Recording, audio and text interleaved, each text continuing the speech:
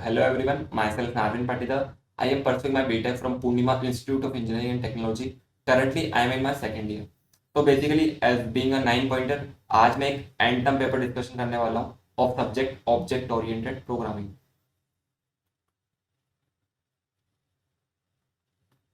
ठीक है, एंड ये सब्जेक्ट आता है अपने थर्ड सेमेस्टर में।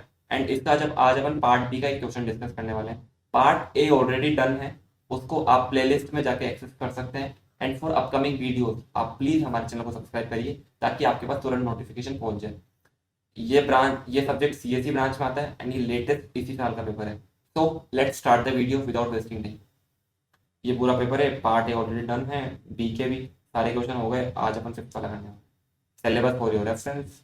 ठीक है, तो ये चार क्वेश्चन अपन ने कर लिए हैं, फिफ्थ क्वेश्चन आज अपन देखने वाले हैं। मैंने आपके लिए सिलेबस लगा रखा है, इन केस आपको कुछ टॉपिक में दिक्कत आती है तो आप फिगर आउट कर सकते हैं कि वो टॉपिक कौन सी यूनिट्स का है एंड मेरे को उसको कैसे पढ़ना है। ठीक है, तो what is OOP, O O P, ठीक है, ऑब्जेक्ट। ये तो अपना बेसिकली सब्जेक्ट का ही नाम है, ऑब्जेक्ट ओरिएंटेड प्रोग्रामिंग। अब इससे आपको क्या समझ आ रहा है कि भाई जो भी मैं प्रोग्राम करूंगा ना वो मेरी ऑब्जेक्ट ओरिएंटेड होगी। मतलब कि मैं यहाँ पे फंक्शन तो बनाऊंगा, लेकिन यहाँ पे मैं एक फंक्शनलिटी और ऐड कर रहा हूँ कि पहले तो मैं क्लास बना लूंगा, फिर मैं उसके डिफरेंट मल्टीपल ऑब्जेक्ट बना सकता हूँ।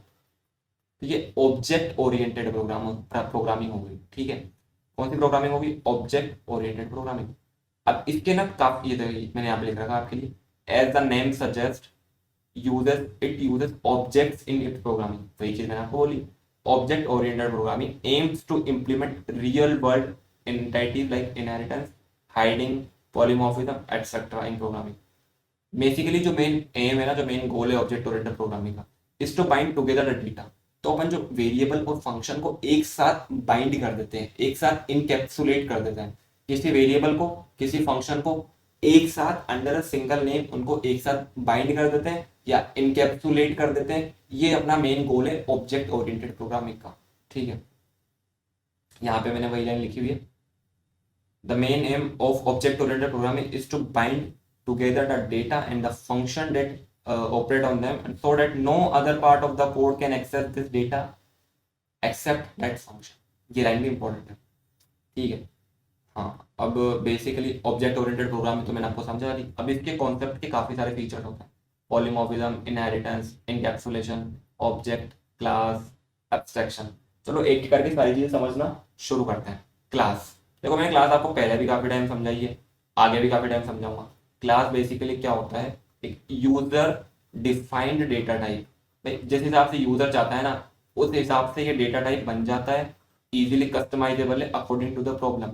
It is kind of a blueprint, template भी कह सकते हो, ब्लूप्रिंट कह सकते हो। ब्लूप्रिंट मतलब जिससे आप आगे जाके बहुत सारी चीजें बनाओ। जैसे मैंने शूज का एग्जांपल मैं देता हूँ आपको, जैसे आपको 1000 शूज बनाने हैं सेम तरह के, तो आप क्या करोगे? बार बार पूरी प्रोसीजर थोड़ी करोगे, एक प्रोटोटाइप बना लोगे, उसका बार बार यूज में लेते रहोगे। तो उसी प्रोटोटाइप को अपन क्या बोलते हैं? क्लास बोलते हैं। और जो आपने अलग अलग शूज बनाया ना, दैट कॉल्ड ऑब्जेक्ट। ठीक है, जो अपनी क्लास होती है वो अपनी होती है लॉजिकली एंटिटी। ठीक है, और जो अपना ऑब्जेक्ट होता है ना, ये होता है रन टाइम इंस्टेंस। एक इंस्टेंस पे उस क्लास के अंदर क्या वैल्यूज है वो चीज। और इसको अपन एक चीज और बोल सकते हैं, जैसे ये लॉजिकल एंटिटी थी, तो ये होती है अपनी फिजिकल एंटिटी। भाई ऑपरेट तो ये कर रहा होता है ना। ठीक है, तो ये मैंने आपको समझा दिया क्लास क्या होता है, ऑब्जेक्ट क्या होता है। अब अपन चलते हैं इनहेरिटेंस पे। जैसे कि क्या होता है, जैसे कि मान लीजिए ना दो क्लासेस हैं, क्लास ए और क्लास बी।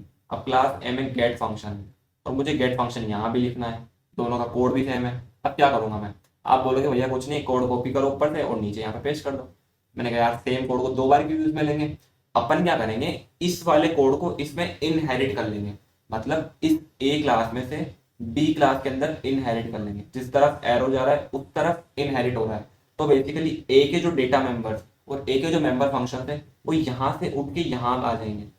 यहाँ तो रहेंगे सही, यहाँ भी आ जाएंगे। और उसके लिए अपने को दोबारा लिखना भी नहीं पड़ेगा, इनहेरिट कर लेंगे अपन प्रॉपर्टीज को। तो इसको तो अपन बोलते हैं बेस क्लास, और इसको अपन बोलते हैं पेरेंट क्लास, इसको अपन बोलते हैं डेराइव क्लास, और आप समझ गए होंगे चाइल्ड क्लास। ठीक है, तो ये नोमेनक्लेचर भी इंपॉर्टेंट है और साथ ही साथ ये एरो वाली चीज इंपॉर्टेंट है ताकि अपने को आइडिया रहे कि किस तरफ डेटा जा रहा है। ठीक है, अब जैसे मैंने यहाँ पे एक व्हीकल क्लास बनाई, अब इसके 3 ऑब्जेक्ट्स बना दिए, बस, कार, ट्रक। अब भाई किसी भी व्हीकल में ब्रेक तो होंगे ही सही, फ्यूल का तो देखना ही पड़ेगा। तो मैं इसको यहाँ ना बनाने के बजाय दोबारा इसको मैं यहाँ से इनहेरिट कर लेता हूँ सबके अंदर, ताकि मुझे कोड दोबारा लिखना भी नहीं पड़ेगा और एक ही जगह का कोड सबके काम आ जाएगा ऐसा। ठीक है, तो ये बेसिकली एक वो क्लास और ऑब्जेक्ट वाला उसका वो है। ये मैंने क्लास बनाई पर्सन नाम की, दो अपने डेटा मेंबर्स हो गए, ये अपना मेंबर फंक्शन हो गया, और मैंने क्लास का एक ऑब्जेक्ट बनाया। कैसे? सबसे पहले class name and then object name. तो P1 एक ऑब्जेक्ट बन गया, वो चीज़ जो मैंने आपको स्टार्टिंग बताई ना क्लास ऑब्जेक्ट, वो वाली चीज़। तो यहाँ पे जो अपना ये क्लास की पूरी चीज़ है ना, यहाँ से लेके यहाँ तक, ये तो हो गया अपना ब्लूप्रिंट। क्या हो गया? तो यहाँ पे अपन ने ऑब्जेक्ट बनाया है, तो ऑब्जेक्ट क्या होता है? आप खुद बोल रहे होंगे अभी, तो रन टाइम इंस्टेंस होता है।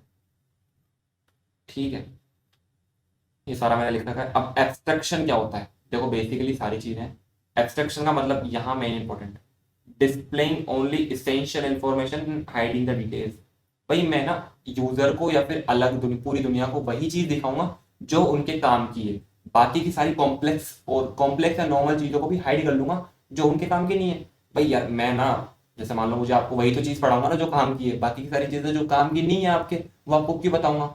वही चीज है। तो यहाँ पे ना वही चीज होती है, providing only essential information about the data to the outside world, hiding the background details और इम्प्लीमेंटेशन। बैकग्राउंड में क्या इम्प्लीमेंटेशन हुआ है, कितना कॉम्प्लेक्स है, वो सारी डिटेल्स को मैं हाइड कर दूंगा, और जो इसेंशियल इंफॉर्मेशन है वो आपके साथ शेयर करूंगा। That is abstraction. आगे आता है इनकैप्सुलेशन, बता रखा है ये भी मैंने। डेटा मेंबर, मेंबर फंक्शन या फिर वेरिएबल और फंक्शन को जब मैं एक साथ बाइंड करता हूँ एक एंटिटी के अंदर, अंडर सिंगल नेम, उस नेम से मैं इन दोनों को एक्सेस कर सकूं। मतलब दोनों को मैंने क्या कर दिया, एक कैप्सूल के अंदर फिल कर दिया, इनकैप्सुलेट कर दिया। That is called as encapsulation. Encapsulation defined as a wrapping up. मैंने रैपिंग अप कर दिया एक जगह डेटा और इंफॉर्मेशन को। In object oriented programming, encapsulation is defined as binding together a data and the function that can manipulate them. ठीक है, तो देखो यहाँ पे मेथड्स आ गए, यहाँ पे वेरिएबल्स आ गया। ठीक है, आई होप आपको क्लियर हुआ होगा। इनहेरिटेंस बता ही दिया मैंने आपको ऑलरेडी, ये सारी चीजें। सुपर क्लास कौन सी होती है? पेरेंट क्लास अपनी सुपर क्लास होती है, सब क्लास अपनी डिराइव्ड क्लास होती है। पॉलीमॉर्फिज्म देखो, जैसे कि मैं एक स्टूडेंट भी हूँ, एक बेटा भी हूँ, एक भाई भी हूँ, किसी का दोस्त भी हूँ, तो मैं एक ही ऑब्जेक्ट कितने सारे काम कर रहा है। हाँ, उसी को अपन पॉलीमॉर्फिज्म बोलते हैं। The word polymorphism means having many forms. In simple words we can define polymorphism as the ability of a message to be displayed in more than one form. एक मैसेज को अपन कितनी अलग अलग फॉर्म्स में display कर सकते हैं, that is called as polymorphism. फिर ये फर्दर दो टाइप के होते हैं, एक तो होता है अपना रन टाइम, एक होता है अपना कंपाइल टाइम। ठीक है, तो that's all for this video. इसी के साथ अपना पार्ट भी खत्म हो चुका है। अपकमिंग पार्ट सी के लिए आप हमारे चैनल को सब्सक्राइब कर लीजिए, मैं उनकी वीडियोस भी जल्द अपलोड करूंगा। इंस्टाग्राम टेलीग्राम का लिंक आपको डिस्क्रिप्शन में मिल जाएगा। Please please please do join them and follow us. ठीक है, कुछ दिक्कत आए तो प्लीज कमेंट कीजिए, मेरी टीम और मैं आपका जरूर रिप्लाई करेंगे। लाइक करें, अपने दोस्तों के साथ जरूर शेयर करें, काफी क्वालिटी और ऑथेंटिक कंटेंट बन रहा है। ठीक है, सो थैंक्स फॉर वॉचिंग, मिलते हैं वीडियो में, तब तक के लिए गुड डे।